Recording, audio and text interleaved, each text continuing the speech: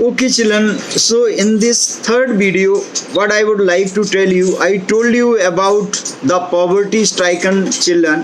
किस तरह से गरीबी के मारे हुए बच्चे और किस तरह से मजबूर जो उम्र उनकी पढ़ाई स्कूल में जाने की है, उनकी जो है अच्छा उन्हें खाना मिलना चाहिए, अच्छी गाइडेंस हो, उनका अच्छा एनवायरनमेंट हो, उन्हें जो है क्योंकि चाइल्डहुड जो है दैट शोज द मैन। जब बचपन ठीक नहीं होगा तो सब कुछ बेकार हो जाएगा। It is just like the foundation of any building. जब फाउंडेशन उसकी नींव कमज़ोर हुई तो बिल्डिंग ऊपर इरेक्ट नहीं हो सकती। उसी तरह से ये बच्चे जो है इनकी ज़िंदगी में कुछ भी नहीं बचता है।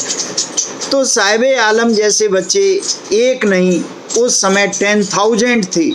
अब सोच लो आज उनकी संख्या जो है लाखों में होगी और वहाँ पर इनको कोई सुविधा नहीं। There is no facility of life. इनकी ज़िंदगी जो है that is just like a hell, एक नर्क के समान है।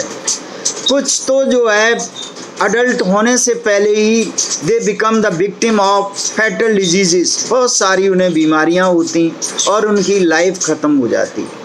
तो ये उनकी गरीबी। अब लोग ये पूछने वाली बात है कि माइग्रेट क्यों करते हैं? लोग गांव से शहरों की ओर आते हैं, क्यों? What is the reason? Actually reason ये है कि सिटी में इंडस्ट्रीज़ हैं, फैक्ट्रीज़ हैं, एंटरटेनमेंट है, जॉब है, एम्प्लॉयमेंट कहीं ना कहीं मिल जाता है।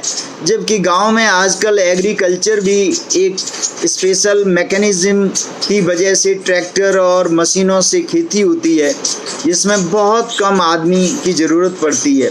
तो ज़्यादातर गांव के लोग कुछ महीने तक तो एम्प्लॉयड रहते हैं, बाकी अनएम्प्लॉयड हो जाते हैं। तो किस तरह से वो आकर के सिटी में बस जाते हैं।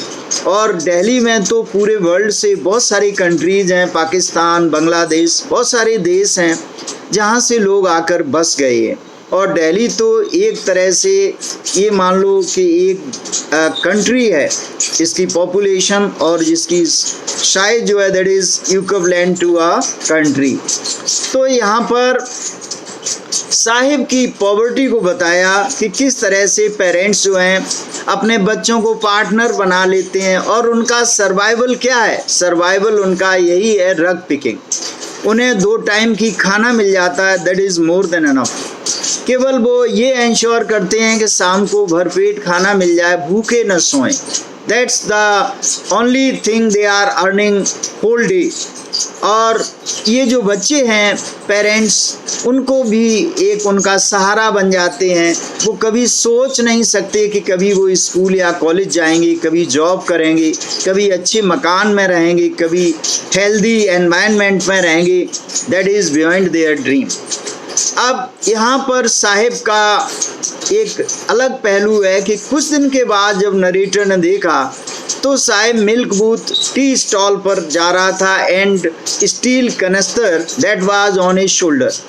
पहले तो उसने देखा कि पॉलीथीन बैग था उसके कंधे पर जब रग पिकिंग कर रहा था, अब स्टील कनस्तर है। अब स्टील कनस्तर का मतलब जब उसने पूछा तो he was getting 800 rupees per month in that tea stall, और उसको प्लस फूड खाना भी देता था उसका जो एम्प्लॉयर था। तो ऑथर ने पूछा कि अब तो उसे खुश होना चाहिए because he has got a permanent job and monthly salary, now he must be happy. लेकिन साहिब जो है खुश दिखाई नहीं दिया। इसका रीज़न एक अलग है। इसका रीज़न ये है कि जब रग पिकर था तो वो पॉलीथीन बैग हल्का था और वो अपने मन का मालिक था, मर्जी का मालिक।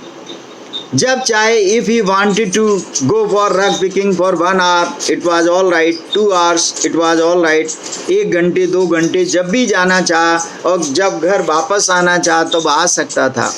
लेकिन वहाँ एम्प्लॉयर के यहाँ नौकरी वाला आदमी, उसका फिक्स टाइम था कि उसे 8 घंटे या 9 घंटे काम करना है। फिक्स टाइम 8 o'clock उसको वहाँ जाना है, 4 o'clock आना है। या 9 AM जाना है, 6 PM आना है, तो उसको वहाँ रहना पड़ेगा। And he will have to obey all the instructions of the employer. He just like a slave. जो सर्विस करता है, जो नौकर होता है, वो तो एक तरह से बंधन में होता है, वो अपनी मर्जी का मालिक नहीं हो सकता। तो यहाँ पर the author found that there was no happiness because now he was not leading a carefree life। अब वो carefree life नहीं बिता रहा था। अब क्या था, उसके ऊपर बंधन था। किसका बंधन था? एम्प्लॉयर का।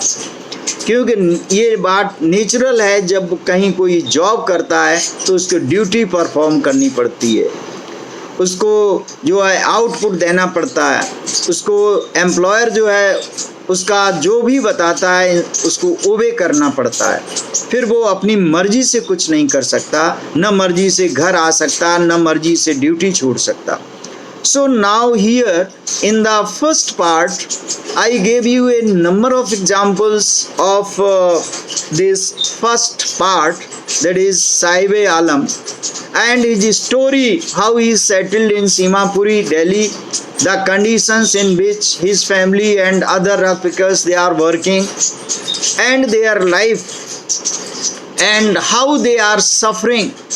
And all these leaders, political leaders and politicians, big persons, they are just befooling them। केवल उन्हें बेवकूफ़ बनाते हैं, making false promises in front of them। और ऐसा लगता है कि इनका फ्यूचर जो है बिल्कुल ब्लीक है, बिल्कुल डार्क है, उसमें कोई चेंज नहीं होगा। दे डोंट हैव रोजी future, neither they have very good present. न तो उनका प्रेजेंट अच्छा है, न फ्यूचर अच्छा है। उनकी लाइफ ये कह सकते हैं कि they are born in poverty, they live in poverty, and ultimately they die in poverty।